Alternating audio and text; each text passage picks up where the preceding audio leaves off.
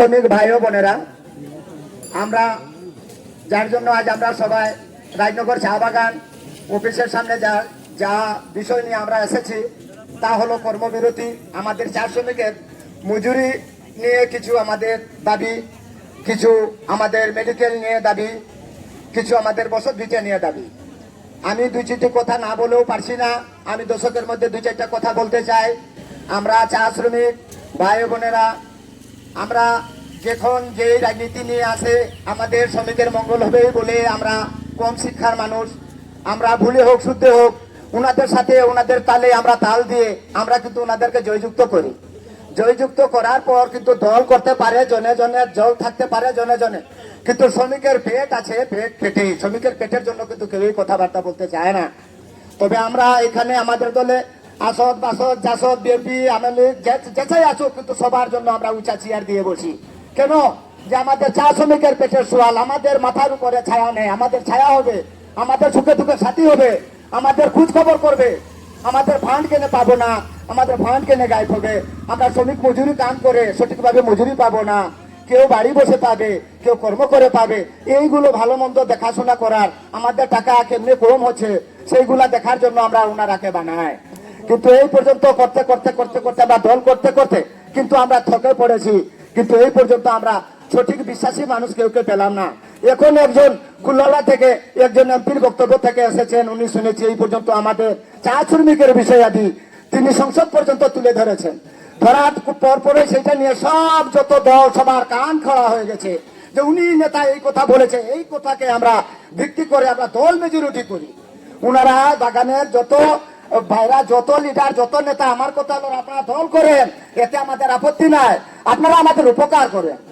আমরা সবার কথা আমি মধু বলছি, কেউ দুধের দোয়া পানি নাই। ওনার কথা বললো গীতা রানী দলাল হলো যদি, তো বাসদেরা কি দলাল বাকি ছিল? ওনারা ধরলো না কেন? ওনারা ধরলো না কেন?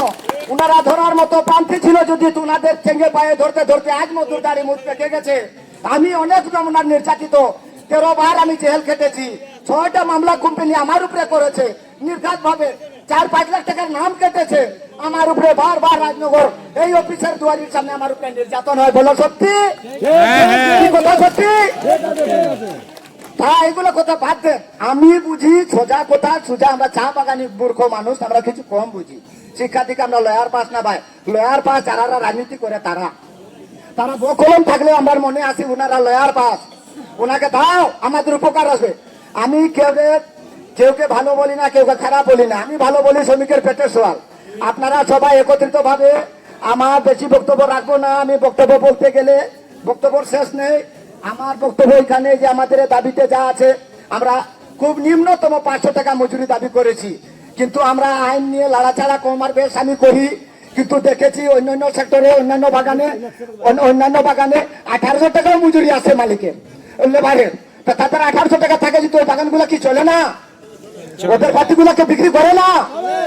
আমাদেরটা কেন চলে না? তা আজ আমি মহিলা পুরুষ যা আমাদের রাজনগর চা গার্ডেনের চা শ্রমিক ভাই ও বোনেরা সবাইকে আজ আমি খোলাসা ভাবে অবগত করছি যে সবাই তোরা খরগোশের মতন সজাগ থাকেন, একটু দৌড় শিখেন।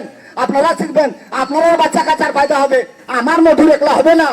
আপনারা তোরা সজাগ হন, কথা শিখেন। আমরা এখানে যাই আসি বা রাজনগর চা বাগানের সাহেব আছে, বাবু আছে, কাল আছে, চলে যাবে, কিন্তু আমরা লেবার কেউ যাব না। আমরা কেনে ভুল কাম করবো আর কেনে আমার বাগানে দুশ্মন সৃষ্টি হবে? ভুল কেউ করবো না। আমরা শুদ্ধ রাস্তায় থাকি, চা শ্রমিকের দাবি আদায় করি। আজকের বক্তব্য এখানে বলে আমরা কর্মবিরতি আমি শেষ করতে, আমার বক্তব্য শেষ করতে যাচ্ছি যে এখানে এইটাই নিয়ে আপনারা সবাই এক থাকবেন। আমার এই প্রার্থনা, আমাদের আরো মহিলারা আছে কথাবার্তা বলবে, অনেক কিছু বলার আছে, তাও সব থাক। আমার